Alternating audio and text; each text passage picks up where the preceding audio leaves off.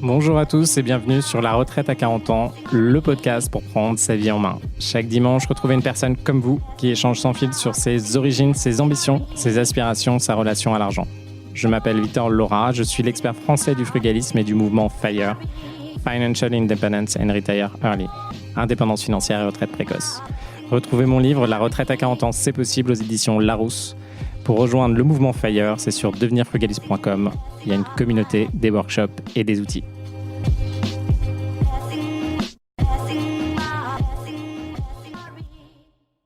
Bonjour à tous et bienvenue dans un nouvel épisode de La Retraite à 40 ans. Aujourd'hui, on va revenir sur ce que j'aurais aimé savoir au début de l'immobilier et ça se passe en 30 points. Ce que j'aurais aimé savoir. Donc j'ai commencé il y a 14 ans à investir dans l'immobilier. Je suis passé de 0 lot à 300 lots. Dans les lots à 50%, on retrouve plutôt du commercial, dans des lots de commerce qui sont loués principalement à des écoles et aussi des locaux commerciaux. Et après, on trouve dans le 50% restant du Airbnb, grosso modo beaucoup de colocations, beaucoup d'Airbnb, beaucoup d'immeubles de rapport, beaucoup d'appartements nus et des appartements meublés. En 14 ans, qu'est-ce que je retiens et qu'est-ce qui est important pour vous de savoir dès le début? Premier point, un emprunt se renégocie. Et oui, quand on est dans une phase d'investissement, c'est très bien d'intervenir et de mettre de l'énergie à chaque instant. C'est très bien d'avoir un emprunt, mais l'emprunt peut se renégocier dans le temps. Que ce soit principalement, en fait, il y a plusieurs choses qui peuvent se négocier dans un emprunt. Votre objectif quand vous faites un deal, c'est de récupérer, par rapport à là où est le marché, les meilleures caractéristiques que vous pouvez avoir en fonction du temps que vous avez. Disons que là, vous achetez un immeuble de rapport, qu'aujourd'hui, vous êtes dans une situation où ça marche bien, vous arrivez à avoir du 20 ans, voire même du 22-23 ans sur votre investissement locatif. C'est très bien. Disons que le taux, vous arrivez à avoir du 3% aujourd'hui. Donc là, l'épisode, il est en 2025, en novembre, le 16 novembre. Vous arrivez à négocier des bons critères à ce moment-là. C'est parfait. Si vous êtes dans un autre contexte, c'est-à-dire que votre emprunt, vous êtes dans une phase où vous avez fait beaucoup d'acquisitions ces derniers temps, vous contactez les banques ont besoin d'être plus rassurées, ou vous êtes en fin d'année, vous êtes dans un contexte où finalement c'est compliqué pour vous d'emprunter, potentiellement vous allez quitter votre emploi de CDI, ou votre boîte va changer, donc la situation de demain sera un peu moins confortable, etc. L'essentiel, dans la plupart des cas, c'est de récupérer de la dette, de s'assurer que vous allez faire l'investissement et ensuite vous allez pouvoir renégocier l'emprunt.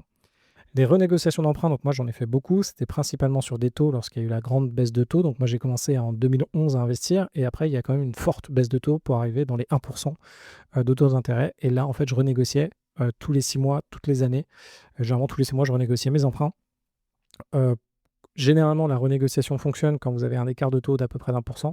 Donc ça peut arriver à certains moments. Ce qui se renégocie aussi dans les emprunts au fur et à mesure du temps, vous avez 2 clauses que vous allez pouvoir utiliser. La plupart du temps, vous allez pouvoir geler un emprunt pendant 1 an. Ça, c'est très utile pour avoir du cash flow supplémentaire. Mais attention, cette clause-là est généralement très utile aussi si vous avez des accidents de vie. Type, vous vous séparez, type, vous avez un divorce. C'est pratique parce que si vous avez besoin de décaisser de l'argent ou de racheter les parts de votre résidence principale, etc., ça peut être pratique à ce moment-là d'utiliser. Donc attention, si vous avez comme facteur externe le fait que vous êtes entrepreneur ou que vous êtes marié et qu'il y aura potentiellement des répercussions financières si vous vous séparez, attention quand vous utilisez cette clause-là. Il y a une autre clause dans l'emprunt qui est beaucoup plus facile à utiliser, ça va être de changer les remboursements, les mensualités de 10 à 30%, même de 10 à 40%, ça dépend des emprunts. Vous allez avoir la faculté d'augmenter ce que vous remboursez à chaque année ou de diminuer.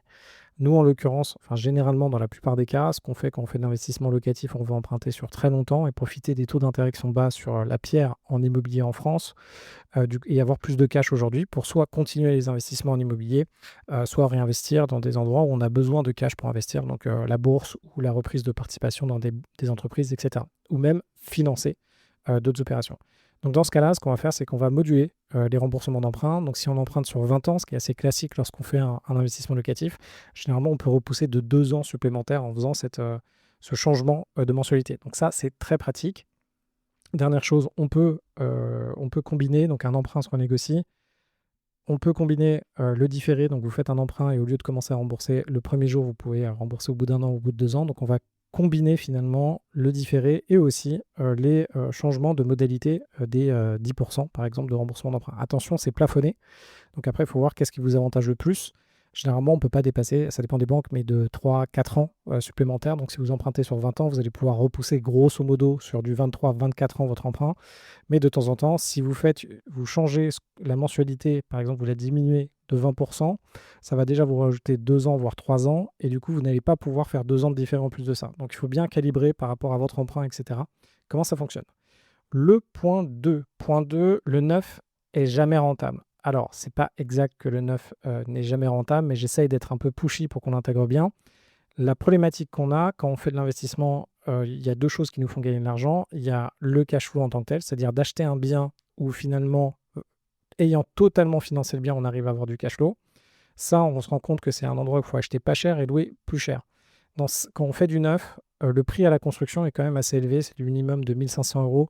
Et en fonction des matériaux qui sont utilisés, on va arriver dans du 2000, voire du 4000 euros en fait, de prix à la construction, si vous utilisez des beaux matériaux, voire plus. Et on se rend assez vite compte, là dans les ratios que moi j'utilise, un immeuble de rapport est rentable si vous l'achetez à moins de 1300 euros du mètre carré. Donc directement, dès qu'on voit ça, le neuf ne fonctionnera pas. Il est forcément plus cher. Alors après, ça dépend à combien on peut louer le neuf en question. Il faut toujours refaire l'étude. Dans la majorité des cas, le neuf ne sera pas rentable en cash flow. Après, est-ce que le neuf sera rentable en TRI, c'est-à-dire sur la valeur globale de l'investissement, une fois que vous avez touché donc vos mensualités, vos cash flows, et à la fin, lorsque vous allez le céder, s'il va prendre de la valeur, là, potentiellement, le neuf peut être rentable. Attention, on est dans des endroits et des périodes où il faut être dans une ville, par exemple, où la grosse phase de construction, où la grosse phase de valorisation est encore demain. Par exemple, sur du neuf, il y a eu du neuf rentable dans du Pinel à Paris. J'ai des amis qui ont fait des Pinel à Paris qui étaient très chers déjà à la base, qui étaient en cash flow négatif, mais en fait, ils ont pris beaucoup de valeur avec la prise de valorisation de Paris. Sauf qu'attention, ça a très bien marché les dernières années. Là, sur les 3, 4, 5 dernières années, on a quand même une chute du prix de l'immobilier à Paris, ce qui fait que en fonction de quand vous rentrez dans l'investissement, là, potentiellement, vous pouvez perdre de l'investissement en fonction de votre horizon d'investissement. 1 million d'invest, c'est faisable. Alors, le million d'euros d'investissement, il est globalement faisable pour la majorité d'entre vous qui écoutez ça. Les conditions pour arriver au million d'investissement, c'est déjà de gagner 3 000 euros par mois, voire 5 000 euros par mois en salaire net avant impôt sur le revenu. Donc, si vous êtes à ce moment-là et que vous avez du cash pour continuer à faire des investissements, dépasser les 35% et arriver à 1 million d'euros de dette en créant une SCI LIS, par exemple, trouvant une opération qui est à cash flow positif en prenant en compte 20% d'apport, vous allez pouvoir du coup créer une entreprise, même si vous dépassez les 35% d'endettement, apporter 20% d'apport et faire une SCI LIS et continuer à faire l'investissement. Ça fonctionne bien. Le million est, pour la majorité des personnes qui écoutent ce podcast, largement atteignable. Attention au positionnement de votre résidence principale dans ce million d'euros-là. Effectivement, le million d'euros, si vous avez une résidence principale à 700 000 euros, le million d'euros s'atteint avec 300 000 euros d'investissement supplémentaire. 5 millions d'euros d'investissement, c'est faisable. Pour passer aux 5 millions d'euros d'investissement, là, ça complique un petit peu plus les choses. Il va falloir alterner avec plusieurs techniques. Déjà, au minimum, gagner 5 000 euros par mois. Au minimum, avoir 500 000 euros de trésorerie. Votre trésorerie peut aussi venir de beaux investissements locatifs que vous avez réalisés avant. C'est ce que je fais dans mon programme. Si vous êtes chaud, venez dans mon coaching. Je prends que 10 personnes et on défonce tout ça. Et ensuite de ça, là, vous pouvez monter jusqu'à du 2 millions d'euros. Pour monter jusqu'aux 3 millions d'euros d'encours, du coup, de dette, là, ça fonctionnera, mais il faut arriver à plus de 500 000 euros à 1 million d'euros de cash qu'il vous faut sur vos comptes bancaires. Pareil, il y a des outils pour vous permettre d'arriver à ces montants-là. Et enfin, pour passer des 3 ou 5 millions, là, il va falloir être un petit peu plus créatif. On va passer souvent dans l'association avec d'autres personnes ou passer par le rachat, pourquoi pas, de structures qui fonctionnent. Donc, structure de coworking, moi, c'est ce que j'ai pu faire. J'ai créé un coworking pour montrer que ça marchait pour pouvoir acheter un immeuble dans les 3 millions d'euros par la suite. Les 10 millions d'euros d'invest, c'est faisable aussi. Là, encore une fois, il faut changer de paradigme. Vous n'allez pas réussir à faire la même chose. En gros, entre 0 et 1 million d'euros, c'est globalement simple. Entre 1 et 2 millions d'euros, ça se corse un peu. Et pour arriver jusqu'aux 10 millions d'euros, là, les techniques sont plus complexes. Donc là, on passe principalement par du business, par du pro et par acheter des biens qui sont liés à des activités professionnelles. Ou sinon, de l'association avec d'autres personnes. Et là, plein de techniques aussi qu'on peut utiliser ensemble. 6e point, un banquier ne t'aime pas next. Alors, les banquiers, il faut les voir vraiment comme des personnes qui sont vos collègues et surtout qui travaillent pour vous. Vous êtes là pour coacher le banquier pour que votre dossier passe, donc vous devez tout faire avant lui, même penser quelles sont toutes les étapes, donc connaître son métier mieux que lui en fait. Pour connaître son métier mieux que lui, tout dépasse par bien poser les questions, comprendre quelles sont les règles en interne aujourd'hui. Les règles en interne des banques changent, que ce soit le Crédit Agricole, BNP, Banque Populaire, ils ont des directives. Alors généralement, ça peut être par trimestre, ça peut être par mois ou ça peut être à l'année. Il y a des directives sur les nouvelles conditions des octrois des prêts bancaires qui vont être propres à la France de façon générale, puis après par région et après potentiellement par agence. Donc en fonction de ça, il faut bien comprendre quels sont les fonctionnements et comment vous allez pouvoir le coacher pour vous emmener jusqu'à votre emprunt. Si un banquier ne fit vraiment pas avec vous, si vous sentez qu'il y a une tension, ça arrive qu'on ne s'apprécie pas, dès que vous sentez que vous avez la sensation que le banquier ne va pas y arriver, alors là, il faut être en alerte. Si vous ne savez pas sentir que les gens ne sont pas sympathiques avec vous, il faut travailler ce côté-là, ou aller avec quelqu'un qui a cette sensation-là. En tout cas, si le banquier ne vous aide pas, vous nextez. S'il vous demande des documents, que c'est facile pour vous de les proposer, vous les proposez, on ne sait jamais. Ça peut arriver qu'un banquier soit un peu antipathique, mais finalement fasse bien son travail et soit pas contre vous. Mais sinon, il faut absolument passer à une autre banque, donc multiplier les contacts bancaires. Attention, surtout aujourd'hui, j'ai jamais vu autant de banquiers ghoster les clients. On est dans une phase où en fait, la plupart, j'ai l'impression qu'on est comme en France dans un pays où on commence à ghoster un peu dans tous les secteurs. Donc des gens n'ont pas disent qu'elles vont faire le travail, mais elles ne le font pas. Et les banquiers, c'est la même chose. Donc attention, ne restez jamais avec un seul dossier, une seule fois chez vous. Autre élément, la diversification géographique coûte cher. Oui. Donc là, la problématique, c'est on ne sait pas, et quand on commence à faire de l'investissement immobilier, finalement, on ne sait pas quel est son objectif réel. Moi, je commence toujours par ça. L'investissement immobilier, si vous le faites avec 110% de dette, vous pouvez faire du 4% de cash flow par an. Donc, par exemple, si vous voulez 2 000 euros par mois de cash flow, il faut 600 000 euros. Donc, faites 2 000 fois 12, divisé par 4%. Donc, 2 000 fois 12, 24 000. Divisé par 4, multiplié par 25, ça vous fait 600 000. Une fois que vous avez ce montant-là, vous savez le nombre d'investissements que vous voulez réaliser. En fonction de ce sur quoi vous êtes confortable, par exemple, si vous êtes confortable à faire des investissements de 200 000 euros dans des appartements, par exemple, ou dans des immeubles à 200 000 euros, vous savez que pour atteindre 600 000 euros, il faut en faire 3. Donc vous en avez 3. Si c'est les seuls investissements immobiliers que vous allez réaliser, pourquoi pas faire de la diversification géographique, pourquoi pas même faire de la diversification d'investissement, donc faire un immeuble, puis une coloc, puis un studio, etc. Moi, ce que je pense aujourd'hui, ayant 300 lots, si je devais recommencer aujourd'hui, je ferais un seul type d'investissement, par exemple des colocations, et je ferais une localisation où j'en ferais au moins une dizaine, voire une vingtaine dans une localisation, avant de changer de localisation, vu mon objectif et là où je veux aller. Moi, c'est ce que je passe aujourd'hui dans mes coachings, c'est on voit exactement quel est votre objectif et après quel est l'investissement qui vous correspond, et je vais vous encourager, une fois que vous avez compris comment faire un type d'investissement, parce qu'attention, c'est pas du tout la même chose. On reste dans l'immobilier, mais un immeuble n'est pas du tout pareil qu'une colocation. Et d'ailleurs, un immeuble dans le nord de la France n'est pas le même immeuble que dans le sud de la France. Les travaux, c'est pas la même chose. Les constructions des immeubles, c'est pas les mêmes. Les problématiques des immeubles sont pas les mêmes. Je vous parle en gain de cause parce que du coup, moi, j'ai des immeubles dans le nord, dans l'est, dans le sud-est. Et tous ces immeubles-là, et dans le centre, tous ces immeubles-là ne sont pas pareils, mes investissements ne sont pas similaires, je vais aussi avoir du business, louer à des écoles avec d'autres éléments, de la sous-location Airbnb, etc. En fait, ça multiplie les problématiques, les charges mentales, parce que vous êtes focalisé sur plein de choses différentes. Si vous voulez faire un process, vous allez avoir du mal à le répliquer entre les différents secteurs, entre les différents clients, etc. Ensuite, on passe à un investissement locatif s'assure au minimum. Là, effectivement, l'investissement locatif, on peut l'assurer. Donc, il y a plusieurs moyens d'assurer un investissement. On peut aller, donc l'assurance obligatoire qui est dans toutes les banques, c'est le décès. Et on peut aller jusqu'à assurer contre une perte d'emploi. Ce qu'il faut demander lorsqu'on fait un investissement locatif, c'est demander le montant minimum, enfin, quelles sont les conditions minimum de l'assurance emprunteur. Donc, il faut leur dire, écoutez, en tant qu'assurance emprunteur, c'est quoi le minimum contre lequel je dois m'assurer? Pourquoi? Parce que plus vous assurez, plus ça coûte cher. Et là, en l'occurrence, vu que c'est sur des montants longs et des longues périodes, on peut avoir des enjeux de coûts. Donc, généralement, si vous avez une assurance emprunteur qui est de 10 000 euros, si vous faites ça, vous pouvez diminuer votre assurance emprunteur de 3 000 euros. Et on vous propose toujours du facultatif lorsqu'on vous propose une assurance emprunteur.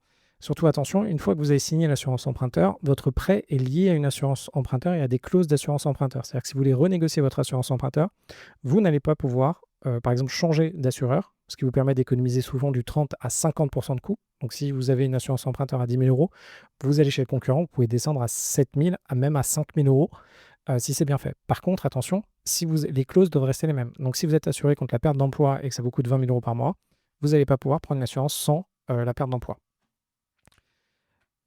Ces éléments sur les investissements locatifs, excusez-moi, sont à vérifier aussi par rapport à votre condition et là où vous en êtes aujourd'hui. Autre élément, un 80 mètres carrés, ça se trouve à 70 000 euros à Metz. Alors là, j'ai eu la critique de quelqu'un qui m'a dit oui, est-ce que je vous mets à l'essai de trouver un 70, à 70 000 euros à Metz? Bon, c'est exactement ce que j'ai. J'en ai fait une colocation. Ce que je veux vous dire par là, c'est que vos prix que vous connaissez, votre expérience du secteur, ne reflète pas l'expérience de la France de façon générale. Quand on est à Paris, effectivement, on est dans du 10 000 euros du mètre carré, voire un petit peu moins. On peut descendre jusqu'à du 5 000 euros d'ailleurs du mètre carré à Paris. La problématique, c'est que si on se projette par rapport à l'endroit où on vit, la plupart des personnes qui écoutent ce podcast, vous habitez dans des endroits type Lyon, Marseille, etc., où les prix au mètre carré sont assez conséquents. Donc n'hésitez pas à creuser et aller voir d'autres endroits pour vous rendre compte que du 300 euros du mètre carré, ça existe, du 500 euros du mètre carré, ça existe aussi. 11e point, le patrimonial peut perdre 17%, par exemple Paris. Je vous parle ça d'expérience acquise. Dans le 15e arrondissement, j'ai 3 appartements et dans certaines de ces zones, j'ai perdu du 16% par rapport au plus haut qui n'a jamais eu lieu à Paris. Bien sûr, je n'ai pas acheté en haut, enfin j'aurais pu acheter en haut, ça aurait pu m'arriver. J'ai acheté avant, donc moi ça va encore, mais si vous aviez acheté il y a 5 ans, bah là vous auriez perdu 17%. Donc quand un banquier ou quand un agent immobilier vous parle de patrimonial, c'est généralement pour justifier que vous n'avez pas de cash flow, que vous payez très cher quelque chose qui ne va pas générer de rendement. Et même si vous calculez votre TRI sur un investissement comme ça, attention parce qu'avec les charges et tout ce qui est annexe, ça ne marche pas. Les studios à Paris ou les chambres de bonne peuvent continuer à marcher. C'est assez rare, mais c'est possible de faire marcher ça. Et le cash flow peut venir aussi dans le temps, c'est-à-dire avec la réévaluation des loyers, normalement les loyers vont suivre l'inflation avec un peu plus ou moins de décalage, ce qui fait que si aujourd'hui vous êtes en cash flow négatif de 50 euros par mois, vous allez progressivement pouvoir récupérer ce cash flow négatif en 5 ans, en 10 ans, ça va fonctionner. Mais attention pour le reste des investissements, ça dépend encore une fois de ce que vous voulez faire. N'hésitez pas à regarder les studios dans les villes limitrophes. Là, j'ai signé à Argenteuil, du coup, un studio qui est rentable et qui fait du cash flow. Donc, pas loin de Paris, on peut faire des studios qui fonctionnent. 12e point, ton cash et ton endettement sont à protéger. Ça, c'est la base nerf de la guerre. Déjà, c'est vrai que quand on essaie au début, on veut faire un investissement, on se focalise sur faire la tâche de faire un investissement. C'est très bien parce que faire le premier investissement risque de débloquer les autres. Mais attention à ne pas faire n'importe quoi. Le cash, c'est très dur de faire du cash et d'épargner. Là, par exemple, la majorité d'entre vous, vous pouvez mettre 10 000 euros par an de côté. 10 000 euros par an de côté, ça fait en fonction de comment vous négociez avec la banque, mais ça fait un investissement à 100 000 euros si vous devez mettre 10% d'apport. La problématique, c'est que le cash, on n'en a vraiment pas beaucoup et il faut le garder de côté. On se rappelle, si on veut passer au 1, 5, 10 millions, il faut avoir de plus en plus de cash. Donc, il faut être en faculté de garder son cash, de trouver des techniques pour garder son cash. Donc, il y a par exemple le différé, il y a deux techniques sur les travaux, etc. pour pouvoir progresser au fur et à mesure, continuer à avoir plus de cash en banque et en même temps continuer à faire des investissements immobiliers. Pareil sur l'endettement, si on commence à faire un petit peu n'importe quoi, pas n'importe quoi, mais si on s'emballe sur les erreurs classiques qu'on fait dans la vie, c'est tout à fait normal, c'est qu'on va acheter son appartement à Paris en couple, on va pouvoir acheter un 35-50 mètres carrés. On se rend compte dès qu'on a des enfants qu'en fait ça ne va pas. Et si on organise un peu mal ces projets-là, on va finalement perdre de l'argent et perdre une opportunité de faire des investissements. Donc attention surtout à tous ceux qui ont des revenus même conséquents mais qui veulent acheter à Paris, c'est pas forcément le bon plan. Il faut penser les choses un petit peu différemment, sinon on risque là du coup de réellement perdre de l'argent. De l'autre côté, on a le point suivant qui est le point 13, un banquier, ça se manage comme ton équipe. Bon, bah, c'est exactement le point que j'ai un peu débordé sur le point numéro 6, mais ça se manage comme quelqu'un de votre équipe. Votre objectif, on se rappelle toujours, votre banquier, il est là, il a son métier à faire, il a énormément de clients. Un banquier classique, c'est 400 clients. Du coup, votre banquier, il traite énormément de dossiers. Il suffit qu'à un moment, il regarde votre dossier, il manque un mois d'extrait de compte, il va vous relancer, etc. Ça va lui prendre du temps, beaucoup de choses. Donc, quand vous travaillez avec un banquier, vous faites plaisir de faire sourire votre banquier, c'est-à-dire que vous avez tous vos documents qui sont parfaitement faits, vous vous mettez à sa place, vous faites un dossier bancaire béton, vous faites une présentation qui explique pourquoi vous êtes la meilleure personne pour pouvoir emprunter, vous lui classez tous vos documents, vous les numérotez, vous les appelez bien, ne vous dites pas que c'est au banquier de faire ça, c'est à vous de le faire parce que vous, ce que vous voulez, c'est que votre banquier vous adore et qu'il vous prête de l'argent, que ça marche bien et que vous avanciez ensemble. Numéro 14, une coloc à plus de 2600 euros du mètre carré n'est pas rentable. Ce qu'il faut retenir, c'est pareil sur l'immeuble, on en parlera juste après, en faisant des règles de 2-3 et en regardant un peu ce qui fait et ce qui fonctionne, on arrive très vite à des réflexes.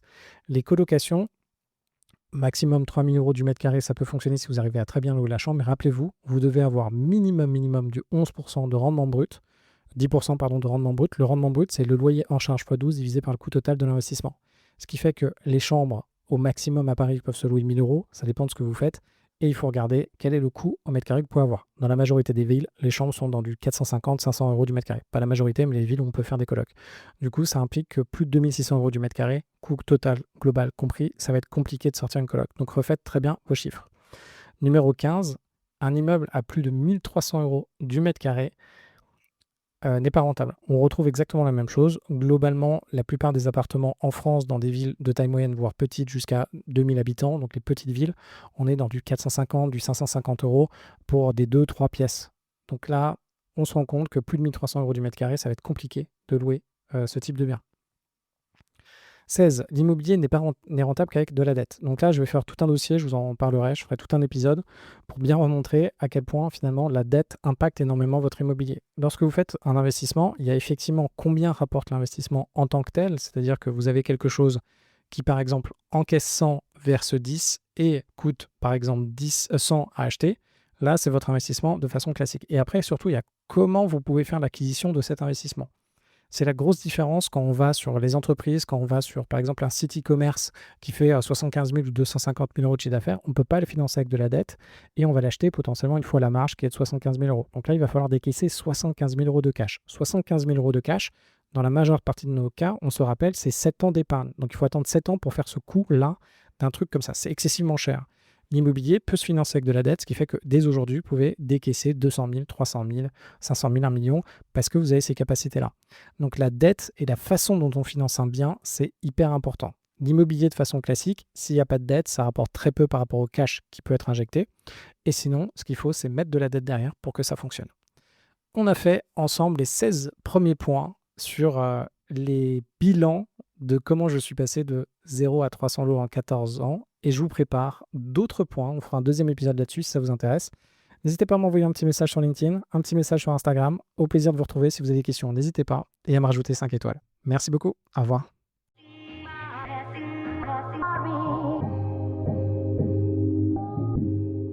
Vous venez d'écouter un épisode de La Retraite à 40 ans. N'hésitez pas à en parler autour de vous, à vous abonner, à rajouter 5 étoiles et à mettre un petit commentaire. Ça nous aide vraiment beaucoup. Pour être informé des nouveautés, rendez-vous sur devenirfrugaliste.com. Une question? Je réponds sur LinkedIn, Victor Lora, L-O-R-A. Et surtout, n'oubliez pas, vous êtes déjà au top. À très vite.